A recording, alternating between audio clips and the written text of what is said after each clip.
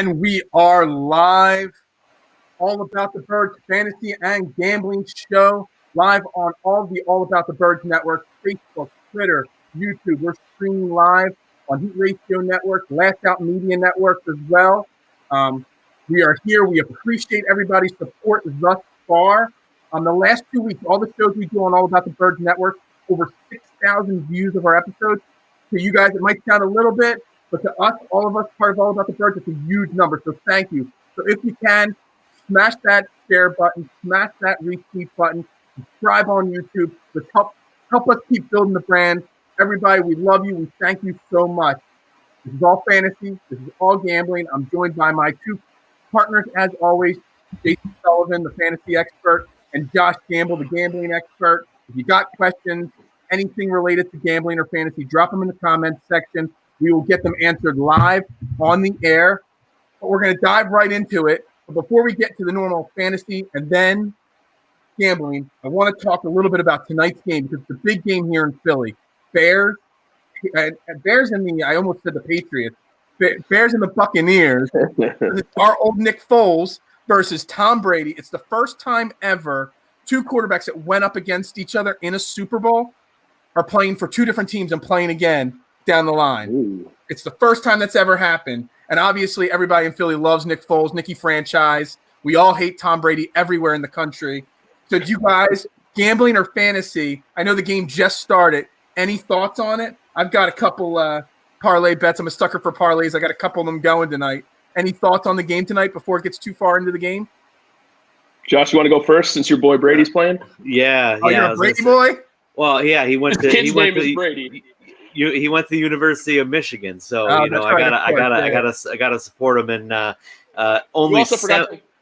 You also forgot to mention that your kid's name is Brady. Yeah, also. Only semi-related. My son's name is Brady, so definitely a Brady guy over here. But no, I mean this is kind of a tough game from a gambling point of view. It's just tough because really I don't know which Bears team you're going to see. It's just really tough. I don't have any action on the game tonight on the spread or on the total. I just have two prop bets that I did, 2-player props. First touchdown. I've got Scotty Miller, and then I've also got Allen Robinson on the other side. All right, I got two little parlays. So at the first one I got it was plus 250. It was Brady over 262 and Allen Robinson over 73.5 yards receiving. So I got a couple bucks. You like that one? I do like that one. I think that's pretty solid. And then the other one, I'm not as confident. It was almost plus 400. I forget the exact number. It was Jones anytime scorer and the Bears plus 3.5. So I'm not thrilled with the plus 3.5. I wanted it to go up a little bit, but I really like my Brady and Robinson bet. I think that if that hits, it covers both my bets and I come out ahead. So I'm a happy man there. I agree. And, actually we didn't see any line movement right before the game, but we did see an increase in the juice on the Bears side. So that likely means there was a lot of late big dollar amount cash on the Bears plus 3.5. So you might be you're siding with the professionals, so you might be all right there. Yeah. All right. Well, again, like I said to anybody watching, thanks for tuning in. Drop your fantasy and gambling questions in the comments section. We'll answer them live on the air. Let's dive into Week 5 daily fantasy. Jason, start us off. What do you got this week for us? Yeah, for sure. It's kind of a weird week. If you look into the lineups, the different pricing, there's not that many elite stacks that I found this week, and there's not that many elite running backs playing. So it's a little bit of a tough week. I'm going to roll with what's been the most consistent so far, which is Dallas's offense. I'm going to stack that game, Dallas against the Giants. The Giants are terrible, but Dallas is putting up such huge numbers that it really doesn't matter at this point. There's an implied game total of 54.5 points. So my stack is going to be Dak Prescott at 7,400. Dak has 43, 33, and 42 fantasy points in the last 3 weeks. He's absolutely on fire. 502 yards, 4 touchdowns last week. I mean, what's not to like about that? I'm going to ride that until the wheels fall off. I'm going to stack him with Amari Cooper. He's always great at home. 12, 9, 6, and 10 targets in the first week of catches, not targets, in the first 4 weeks of the season. So he is putting up, 20 points a week pretty much on fantasy. Always better at home as well. I'm going to run it back with Darius Slayton. I'm doing this not so much because of what Slayton's doing, but what the Cowboys defense isn't doing. They can't stop anybody ever. Obviously, you saw Odell Beckham last week go off on the outside. So pretty much they can't stop outside receivers at all. So I'm thinking if I can hit, maybe 75 yards and a touchdown for Slayton, I'm going to go with it. That leaves you with 5,067 per player, which I really like. So that's going to be my favorite stack of the week. Yeah, that was going to be one of my questions was obviously the Cowboys have been on fire. The Giants did slow the Rams down a little bit last week, so I wasn't sure what your thoughts were there. But also Giants, I love cheap stacks, and I was going to ask you whether there's any Giants you would, consider playing this week. So obviously with Slayton, that answers that question because obviously the Cowboys can't stop anybody, and they've proven that every single – I mean, the Browns – what was it, 41-14 at one point last week with the Browns? They gave up – was it 305 rushing yards? Would you touch any of the Giants running backs this week? I know they've been mostly by committee since Saquon Barkley's been down. Sorry. Yeah. So a little brain fart. But yeah. You know what? I probably wouldn't still. I would still pretty much stay away from them. They're averaging like 4 or 5 points a game each in fantasy, so I don't think it's worth it. I don't hate the stat going the other way with, if you want to call him Danny Dimes, even though he stinks. Danny Dimes and Slayton coming back with any of the Dallas receivers. CeeDee Lamb's only 6,000 this week too. Yeah. He's playing out of the slot. He's getting a ton of targets, a ton of opportunities, and they love him in the red zone. So that's not a bad play either. I cannot believe CeeDee Lamb's cost in DraftKings has not gone up significantly because he is getting a lot of targets. And they're playing from behind pretty much every game. So they're throwing the ball. Zeke's usage has been down significantly this year.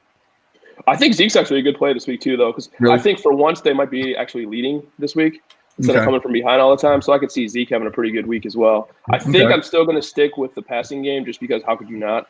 510 yards last week. I mean, he's been so money. But Zeke, I think, is a pretty good play too as well. That's good. What would be your next best play or next best game that you're focusing in on this week?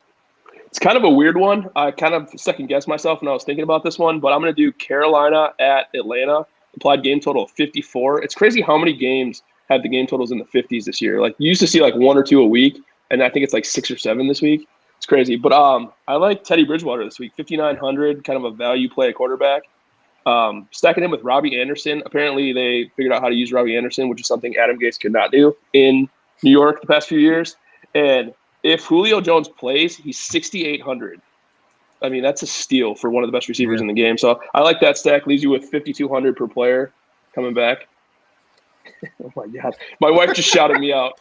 Yeah, I mean, whenever wives check in, I got to throw it up there on the screen, The wives nothing like distracting you right in the middle of your point. Yeah. Hey, I'm not going to disagree with her either. No, I actually love that Panthers matchup. I thought it was great. I just wasn't sure which way you were going to go with who to stack with Bridgewater. I actually picked up really late in one of my season-long drafts, Robbie Anderson, and he's supplanted everybody. He's my top wide receiver right now on that, daily fantasy or season-long fantasy team. So, yeah, Julio Jones, you can't go wrong there. Couple other games I'm looking at. The first one I want to talk about, it's kind of daily fantasy, and it's also a season-long fantasy question because it's been such an up-and-down team. And one player specifically on the team that had a lot of hype and has just been trash is Kenyon Drake and the Cardinals going up against a really awful Jets team. Man, I almost feel like even though it's the Jets, I'm scared to use Drake in my fantasy team because I have other options. But are the what do you make of the Cardinals thus far fantasy wise? I think you got to stick with the passing game of that game. I don't think you can touch Drake at this point. I mean, he's scoring under 10 points pretty much every week.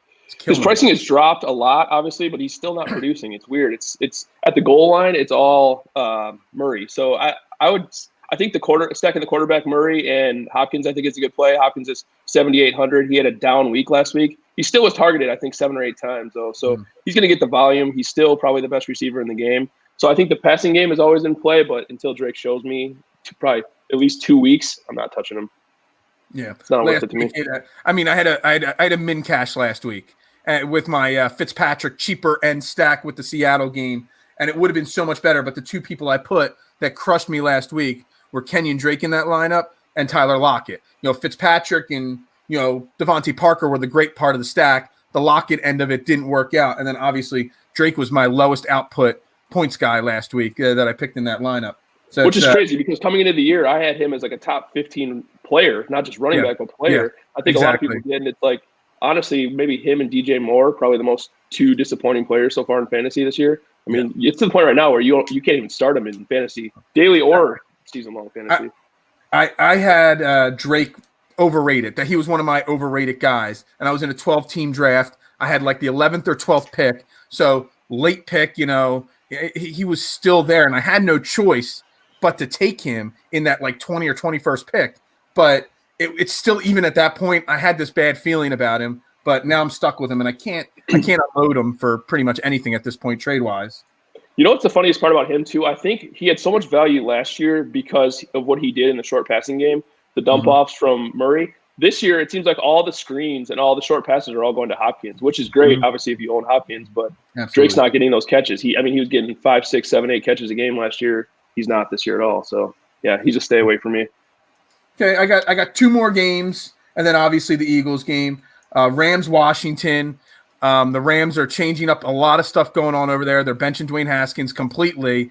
They're going with Kyle Allen. The Rams struggled last week against a very weak Giants defense, but have put up a lot of points.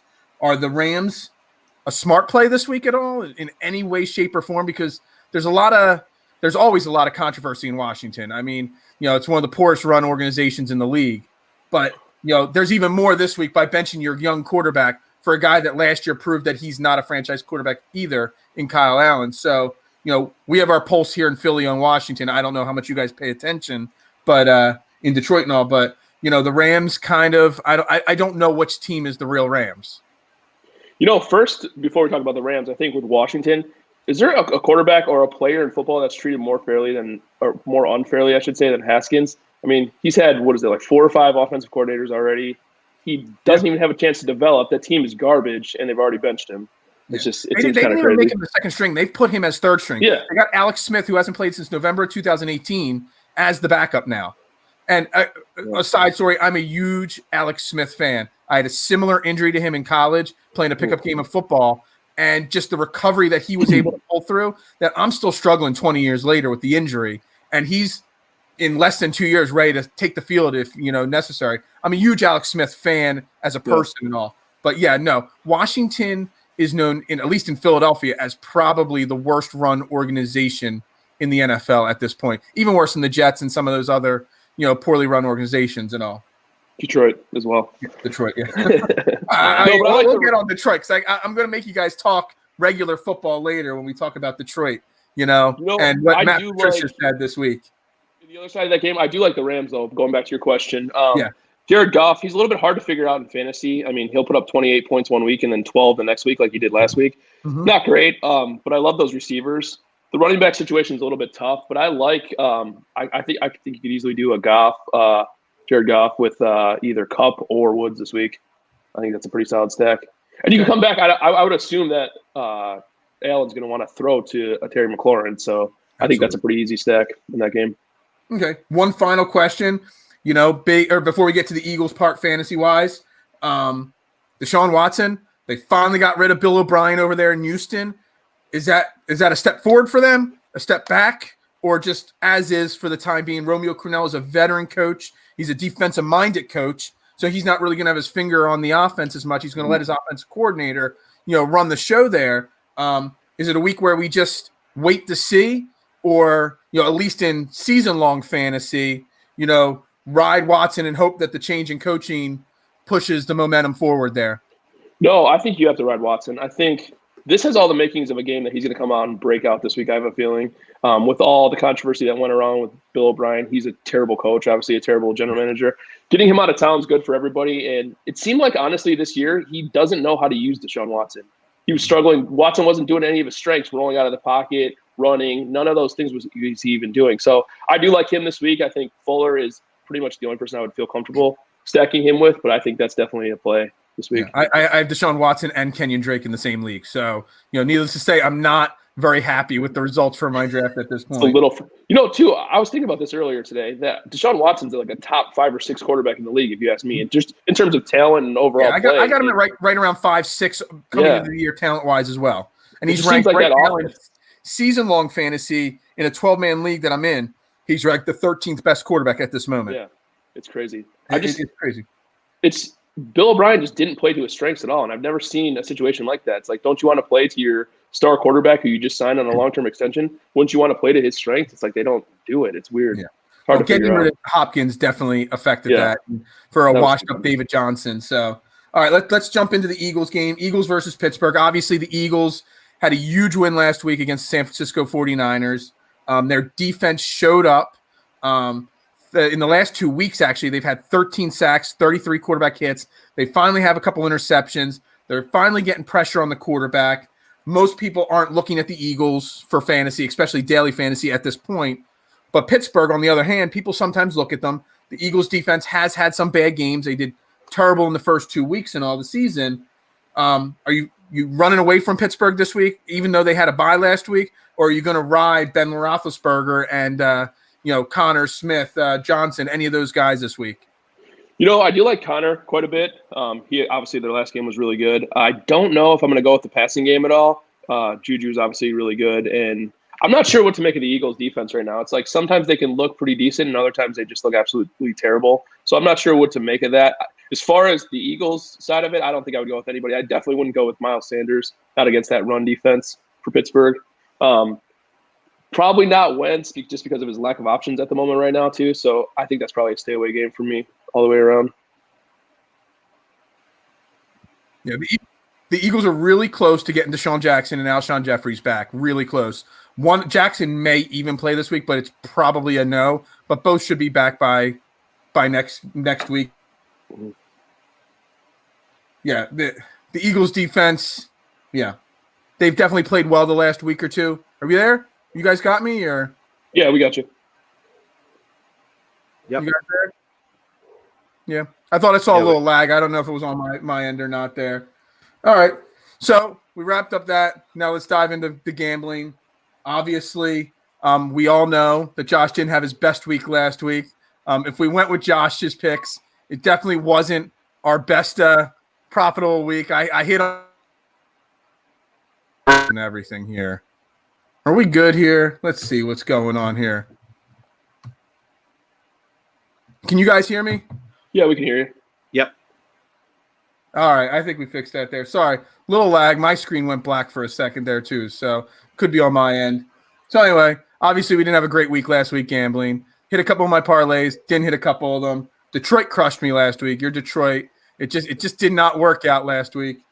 So Josh, give me your best play this week. Do you got any 2-unit games to make up for last week? I don't have a single 2-unit bet, but I do have 2 units on one game. Okay. I do like, and I might catch some flack for this, but I do like the Bengals plus 13 against the Ravens, and I also like the over 51 in that game.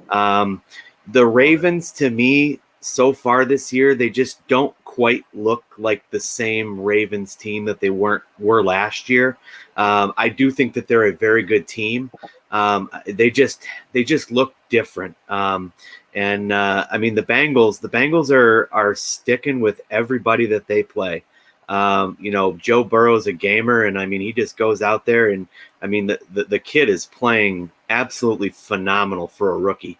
And I don't think that this Ravens defense is all that great either. So I do like a lot of points in that game, and I do like the Bengals to keep that game close. Yeah, I love that game too for both ends of the equation. You almost like read my mind on that one. I read your article on All About the Birds website, and when I saw you write that, I was like, yeah, I'm all over that game as well. Yeah. What else do you got for us this week? Yeah, so I also have the Cowboys minus 9.5. I know that they've not really played very well defensively. I think that the best medicine for that is going to be going up against the Giants.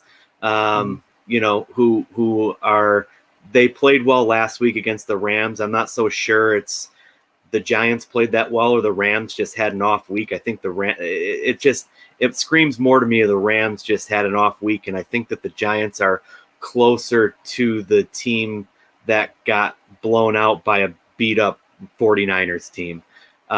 So I do like the Cowboys to cover that 9.5. Okay. Some of the other games I'm looking at this week, give me your opinion. Based off of the big win last week, obviously my eyes are on the Panthers, 1.5 point underdogs to the Falcons. Over under, the last I saw was at, I did these numbers up, the other day, so they might be a little bit off on now, but I had it was at 54, the over under, and 1.5 the Panthers were underdogs by. It was last week, the real Panthers, and, I kind of am intrigued there. So it's really tough for me. I do think that I don't think the Panthers are quite as good as they played last week, but I do think that they are better than people expected them to be coming into the season. I do think that, having Bridgewater at quarterback is making a huge difference. That defense is playing well. Generally speaking, the Falcons have burned me a couple of times now. Most recently last week in that over that I had against the Packers. I'm generally staying away from anything to do with the Falcons right now, just because I don't know what to make of them. I just don't know. And, they're, Julio's banged up, and, it's just Calvin really had 0 catches last week for me in fantasy. Exactly. It's crazy. Like, I don't know what's going on.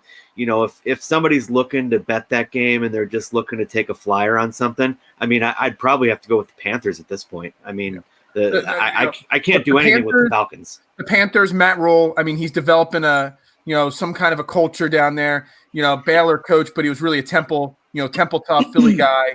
I love his coaching style. And, with Bridgewater there, it's basically the 1.5 points is, almost nothing. If you think the Panthers are going to win that game, which I think the Panthers win that game, because I think the Falcons, kind of like the Texans, are trying to get Dan Quinn out of Atlanta. So, they've almost stopped playing for him. They almost want to lose to get him out of town. So that's why I was intrigued with that game. Yeah, and to be honest with you, I'm a firm believer in if a game is at 1 or 1.5, don't even bother giving me the points. I'm just going to go ahead and take the favorable odds on a money line at that point. Okay. How many games are actually won by 1 point? You know what I mean? Not many. It's usually a field goal or whatever. So give me the plus 110 wherever it might be on the money line. So we got a question here from Jimmy Morcaldi. He's asking if the Bills game delayed to Tuesday, does it count on week 5 stats for fantasy football? Actually, on ESPN season-long leagues, I actually saw this right before coming on the air. The ESPN league said if it's played on Tuesday, it will count for week 5 fantasy football. I don't know about other sites. If you guys play on other sites, obviously it's not going to count towards the daily fantasy slate on Sunday. So definitely stay away from that game for daily fantasy. They'll probably run a single game tournament, for daily fantasy for that. Did you guys see anything else about it?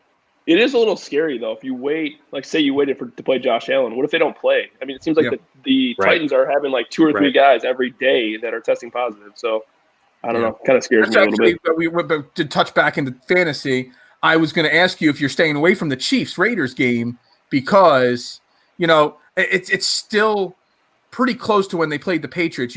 It could be tomorrow or Saturday, and all of a sudden a bunch of positive tests could start popping up, which if you're setting your lineups ahead of time and you forget to check, then you're kind of, SOL. Exactly. Well, and they were saying too that they thought that Mahomes might have been exposed to someone that had COVID. They went face mask to face mask in a handshake after the game with Stephon Gilmore.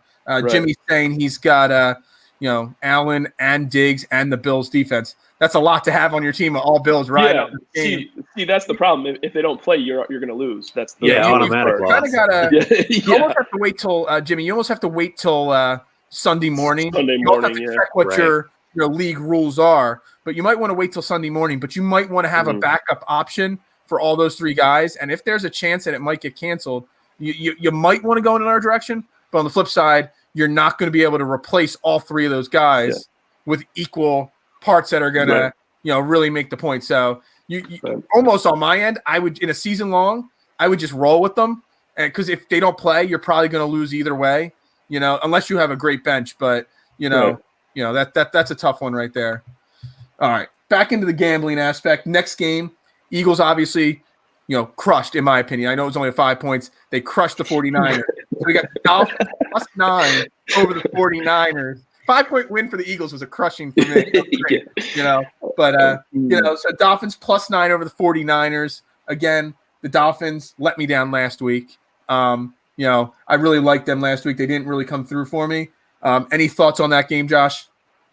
So the Dolphins are actually another one of my picks this week. I love the Dolphins +9.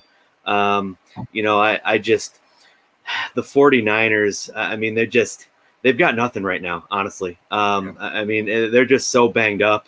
It's going to be tough for them to beat anybody right now with all the injuries that they have, and I just see that as like a real grinded out type game. And if you're going to have a grinded out type game, I want Ryan Fitzpatrick all day long. Fitz magic, baby. Yep. It's magic. Right. Last week, I mean, he didn't have a passing touchdown, I don't think, but he had a rushing touchdown. He still threw for a boatload of yards. Like I said, my cheap stack last week almost won a lot of money if it wasn't for the expensive end of the equation with Lockett, bombing for me. So let's see. We just lost Ziggy and Osh, so D-line depth weak for them. All right. So I don't even know what team Ziggy Ansah's even on anymore. Yeah, I don't even know either. Johnny's Who's Ziggy and Osh for nowadays? Are we talking the Dolphins? Are we talking the 49ers? Who are we talking there? We'll jump to the next game. No, he's saying he plays for the 49ers. All right, there we go. Johnny Ulecka, always ready with an answer there. All right, so next game, Seattle -7 over the Vikings, or against the Vikings. Over under last I checked was 56.5. I've ridden with Seattle pretty much every week. I'd love that line to be 7.5 personally, obviously. But is this the week where Seattle falls down, or they just keep rolling? I mean, at this point, you gotta think that they're going to keep rolling until they don't. They're 4-0 against the spread this year so far. And I have no reason to believe that they won't cover again this week. That's actually my fifth and last pick for this week is I do have Seattle covering the touchdown. The Minnesota, I mean, Dalvin Cook is a monster. He's been the best running back in the league so far this year, but outside of that, that Russell Wilson it's going to be like playing against, grade school kids throwing the ball against that defense. He's going to have a lot of fun out there. And I don't see Minnesota scoring enough points to keep up. Yeah. I mean, I got a gambling point. Okay. You know who else is 4-0 against the spread? Believe it or not, Cincinnati Bengals. Yeah. I like it. Mm-hmm. Joey Burrow, that's the number one game of the week, in my opinion. That's all I wanted to add in. I got nothing else. It's not a coincidence that both of those are two of my picks this week. Yeah, you got to ride them until they lose. Everybody that's watching, these guys know what they're talking about. They're doing their research. I love Seattle, like I said. I don't think there's – I know it's close with Aaron Rodgers, but right now my money is on Russell Wilson as the MVP as of this moment. Aaron Rodgers is a really, really close 1B or second there. But, yeah, so I got one more game that I'm looking at. Justin Herbert got the vote of confidence from his coach. Chargers are at +7.5 against the Saints. I went against the Saints last week against Detroit. Killed me. Very disappointed there. But are the Chargers – for real? They've kept it real close against a lot of teams this year. And 7.5, that's my magical line. When I see 7.5 or more, then I kind of get a little excited. Yeah, 7.5 is definitely the magic number. And the difference between like last week, how the Saints played against the Lions, and this week the Saints going against the Chargers. The Chargers actually have a defense. The Chargers their defense will keep that game close. And Herbert has played really well. As long as he's not turning the football over, I think that's going to be a very close game. And I really, really like the Chargers getting the 7.5 points. What also I want to touch on that game, the over-under, the last I checked, I can't read my own handwriting here. It either says 57 or 51. I can't read that. But obviously they kept the Chiefs to 24 points. So, I almost like the under a little bit on that game as well, because if you can hold the Chiefs offense to 24 points, it says something about how great your defense is. Any thoughts on the under on that or the over-under on that? I personally wouldn't bet it, but I definitely lean on the under on that one. With the Chargers and the defense that they have, right now, current line is actually 50. So you're looking at 25 points from each team. I don't see the Saints scoring 25 points on that defense. Whether or not Michael Thomas plays, I think is a big factor. Michael Thomas doesn't play, I think there's no chance they get to 25 points, and I don't see the Chargers getting to 25 either. Okay. All right. Well, let's wrap it up with the final game betting-wise. Obviously, mine, not your guys, but our Philadelphia Eagles. Last look, I had them at +7. The over-under at 44.5. Again, what I'm looking at might be different as what you're looking at, but that's where I had them at. I have this game. I put it on our predictions on our Week 5 preview show last night. Eagles 21-20 victory, which would obviously mean I would take the Eagles and the under. But I also saw it going either or. I see this as a very close 1 to 3 point game. It could go either way. I'm not just guaranteeing the Eagles victory. I'm picking them just because they're my team. And I stay away from the Eagles as much as I can, but every single week, they get these really great lines that are so intriguing to me. Yeah, so you're not going to like me. I saw your article already. I was going to say, I'm sure you saw it. It just, I definitely like the under in that game. I think that the Eagles are going to have a really, really tough time scoring points this week. You're going up against a stout run defense. You're going to have to assume that they're going to take Miles Sanders out of the game. Just interrupt you for a second. Doug Peterson takes Miles Sanders out of the game regularly anyway. He did say in his press conference this week that Corey Clement, who I had the notes down here from last night. I can't find my notes are always all over the place, but he's got like 27 yards on the season for 2.7 yards.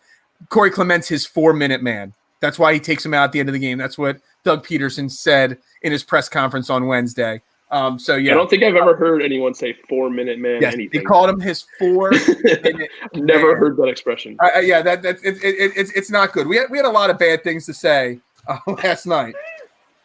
11 for 30, 2.7 yards. That's your 4-minute man right there. So, yeah, that's not great. But it just and my next point was actually going to be the Steelers can take Miles Sanders out of the game, but Miles Sanders isn't getting nearly the amount of touches that he should be getting for this football team to begin with. So, and you have an Eagles O-line that is banged up and has struggled protecting Carson Wentz. You have one of the best, if not the best, defense in the league at getting to the quarterback.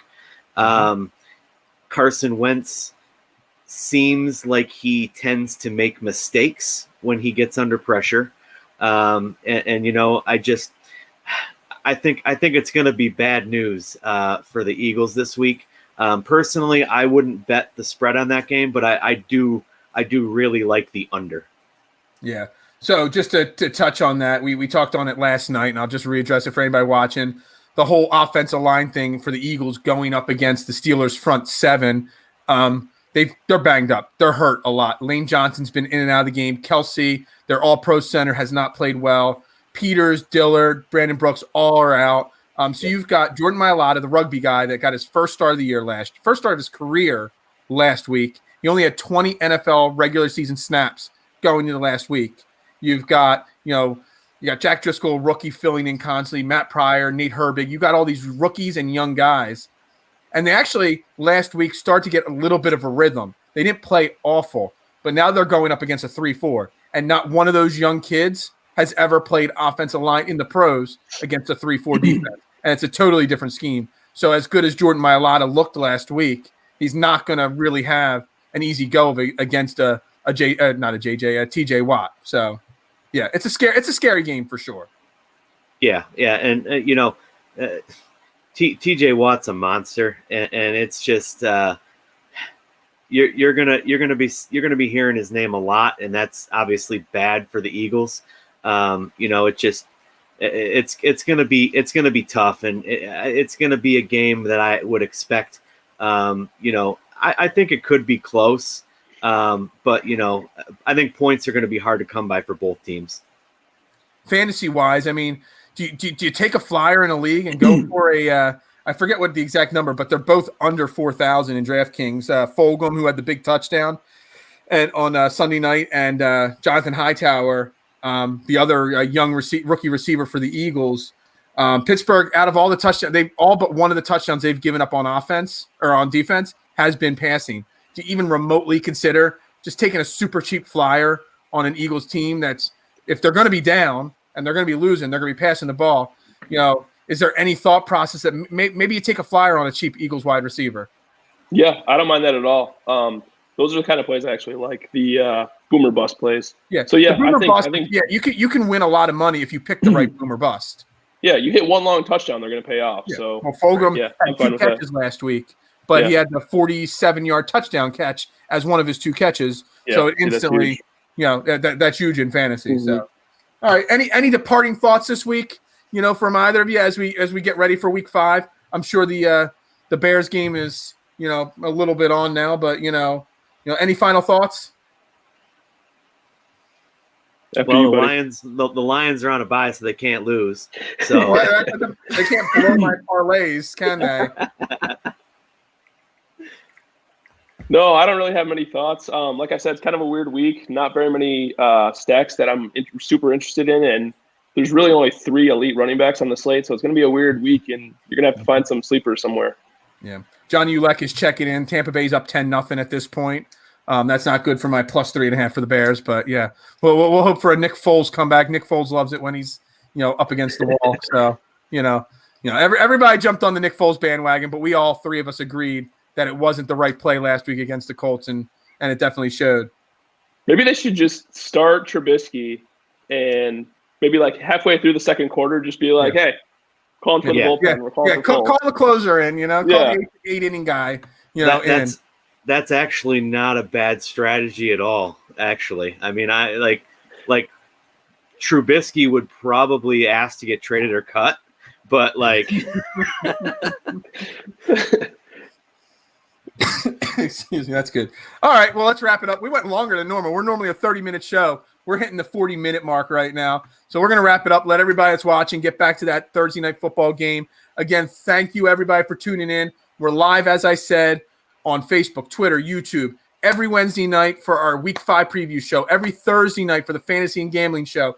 We go live immediately after every Eagles game hits 0 right here on all the networks.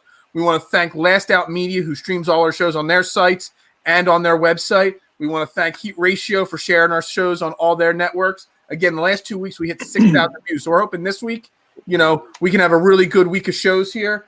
So thank you, everybody. If you're still watching, like this video, share this video, retweet it, do all that great stuff to help us grow. Subscribe on our YouTube channel. Again, Jason Sullivan, Jay Sully. I got to wait till it comes along the bottom of the screen because I can't remember all these. I got so many Twitter handles I got to remember to shout out. So I got to say it. Jay Sully, 2121. Josh Gamble, J2_the_rock. I'm Phil Stifle, Beard of Knowledge. Thank you very much. As we always say, we got 2 final questions. Yes. As they say, go Birds. Fly, Eagles, fly, baby. That's right. You all have a great night. Thanks a lot.